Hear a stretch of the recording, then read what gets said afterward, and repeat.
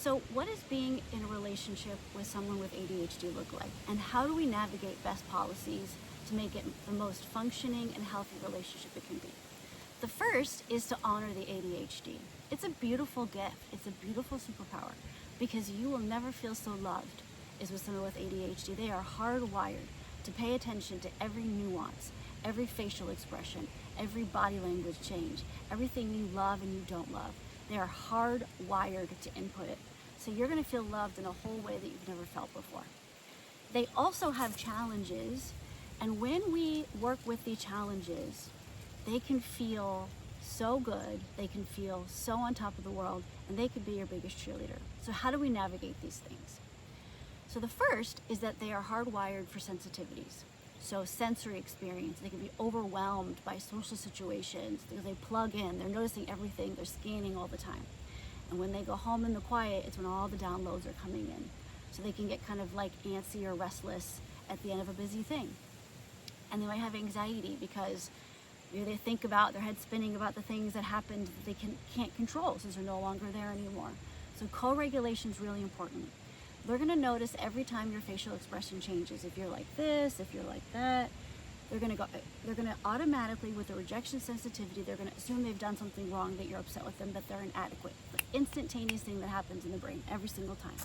And it's important to ask the questions. Hey, something just happened. Are you okay? You look upset.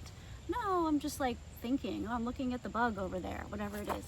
Those moments can have such an impact on the trust in the relationship because they're gonna notice it. And so if you are one with ADHD, know that what you're noticing is real, but the anxiety is creating the narrative at the end of it. So you can say, hey, you kind of changed a little bit, you okay? Make aware that it's not necessarily about you or the inadequacies. And if it's not about you, then the narrative of being inadequate doesn't continue. And then they're on top of the world. And the procrastination is an easier way for them to do things because when the dopamine is low, they can't focus on something.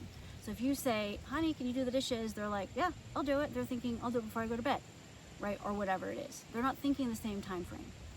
And so it's important to go, okay, well, I really like it before you go to bed because I'm not going to be gross in the morning. And then that rush of, oh no, I got to get it done. The paper's due in the morning, whatever it is, that gives enough of the adrenaline to get the dopamine to go and focus. Which is why a lot of people with ADHD are procrastinators, because it works. They normally get it done because, of course, they hyper-focus until it gets done, but it's not going to be in the same time frame as other people. They're also going to start a project and they're going to go squirrel and they're going to forget about it and go to something else. So if it's important to you, you have to go, hey, honey, when are you going to get back to that? What are you thinking? You want some help with that, right? You're going to be gentle. You're going to be loving. You're not going to be irritated. Because when the person with ADHD feels like they're disappointed, their partner, the person that they care about, it really impacts their nervous system. They feel very badly and they feel like they can't be themselves, and they're always scanning on alert for being wrong. And that doesn't give them the best quality of how to use their brain. They're also going to be hyper-focused on something, or they're going to be half asleep. Their brain literally goes to sleep when they're tired. So if they're having a conversation about something they don't really care about, and you notice that they're all over the place and their brain and eyes are going everywhere, don't take offense to it. Just be like, hey, okay, I gotta talk faster. And also, people with hyperactivity and impulsivity, they interrupt all the time. They're like, oh, hey, because it's like in the top of their brain, they just say it. So again, you don't take offense to it. It's just who they are, right? They're not trying to cut you off. It's just the focus gets really intense and they have to say it. Or they'll just grab something. Right? That's their impulsivity. And you can go, oh, excuse me, or yeah, okay, and then you keep talking, right?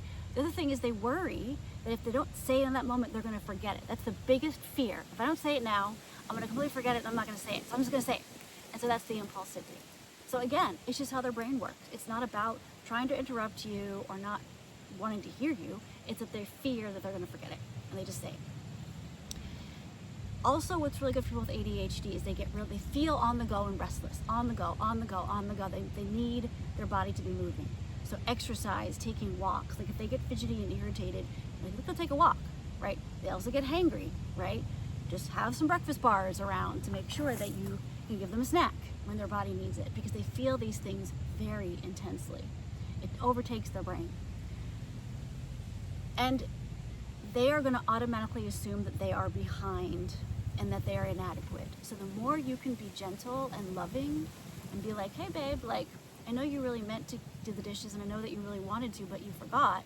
So how can we help you remember? And you try different tactics, because that's just a part of how their brain works. And so we don't want them to feel badly, because when they feel good, their brain is a superpower. Their love is a superpower.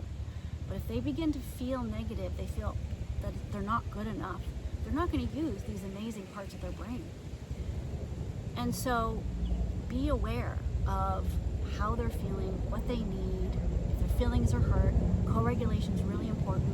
You can hug them, you can look at them, they can smell you, whatever it is. Like, all the sensory experiences that you can do in that moment can help co-regulate.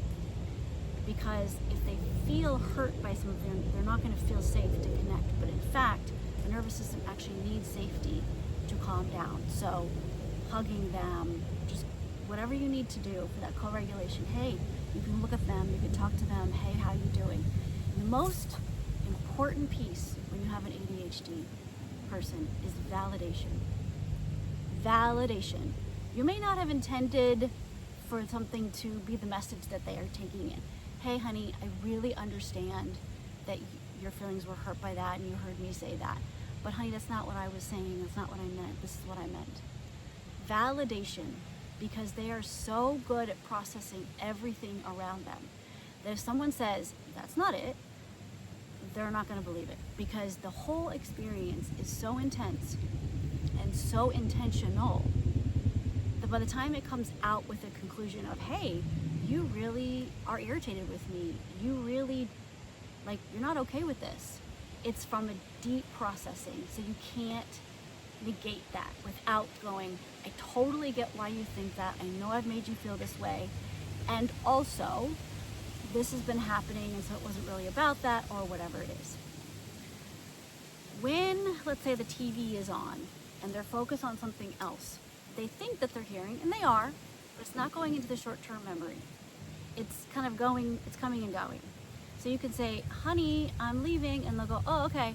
And then 5 minutes later, they're like, where'd you go? Right? Because it's not going into short-term memory. So you want to get the dopamine to focus and go, can you look at me? Because if you can look at me, the focus, the dopamine is in there, and they will hear you. Hey, I'm leaving. Okay. Right? So they can hear you, they're hearing you, but they're not actually inputting it into the memory at that point. So you just make sure and go, can you look at me for a second? Hey, I'm leaving. Do you need anything? Right? And then they'll remember this conversation is happening. So again, it's just a matter of knowing your person, loving that person. We're not trying to change that person. We're trying to work within the systems, right? What things are working? Do you need a calendar? Do you need a checklist? Do you need a whiteboard? Remember all the things. What do we come up with that helps so that we're not in conflict, but that they're trying, because the thought of disappointing you destroys them.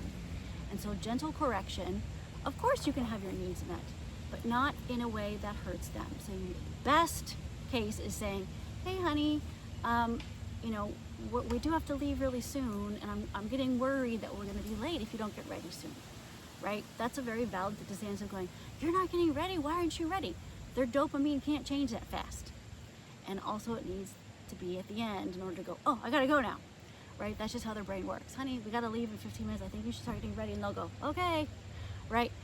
And every ADHD person is different, right? But a lot of us have experienced moments where we are just a moment behind, which creates so much more anxiety of scanning and being so worried we're going to miss something, and it's going to be disappointing, and we're going to be left behind, or we're not going to get something, or we're going to be embarrassed, or we're going to feel stupid. And what we don't want is the person to be on high alert around us. We want them to be honored, because they will love you in ways that you have never experienced when their brain and their body gets to work in the way that it's meant to. Think about the ADHD brain as somebody going through battle. In that world, it's the most beautiful type of brain, because they're meant to move fast. There's someone coming here, someone going there. There's a rustle in the woods. There's a pop over here, whatever. They're really used to doing this. And for a society, right? That's a very beautiful thing when it's needed.